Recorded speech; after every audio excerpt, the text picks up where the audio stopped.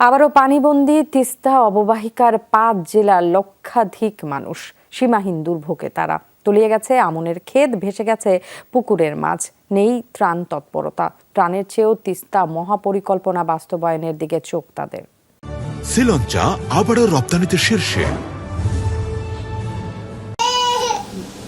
রোববার বেলা ৩:৩০ রংপুর গঙ্গাচড়ার ইসলি গ্রামের রুবেল মিয়ার বাড়িতে দেখা গেল আঙিনায় কোমর পানি। স্ত্রী ইসমতারা খাটের ওপর চুলা তুলে রান্না করছেন। একই অবস্থা বাগেরহাট আশ্রয়ন কেন্দ্রের পাশে পানিবন্দী বাচ্চা মিয়ার বাড়িতেও।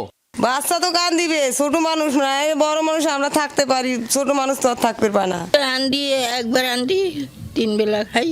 তিস্তায় এ নিয়ে পঞ্চম দফায় পানি বাড়ল এবার। এরই মধ্যে তলিয়েছে লালমনিরহাটের পাটগ্রাম, হাতিবান্ধা, আদিতমারি সদর, রংপুরের গঙ্গাচড়া, কাউনিয়া, পীরগাছা, নীলফামারীর জলঢাকা ডিমলা, কুড়িগ্রামের রাজারহাট উলিপুর এবং গাইবান্ধার সুন্দরগঞ্জের তীরবর্তী চর ও নিম্নাঞ্চল।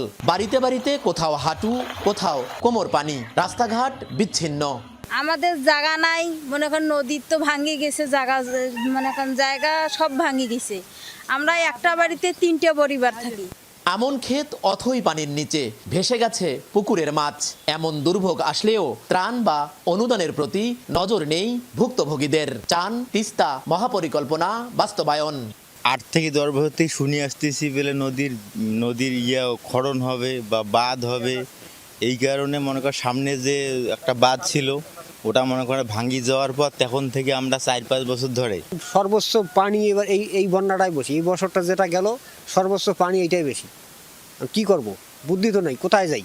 তিস্তার পানি লালমনিরহাটের ব্যারেজ পয়েন্টে কমলেও বিপদ সীমার উপর দিয়ে বইছে রংপুরের কাউনিয়া পয়েন্টে।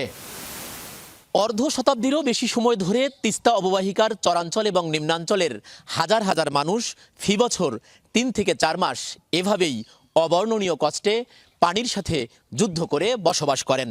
তারা মনে করেন তিস্তা মহাপরিকল্পনা বাস্তবায়ন করা গেলেই তাদের এই দীর্ঘ দুর্ভোগ লাঘব হবে।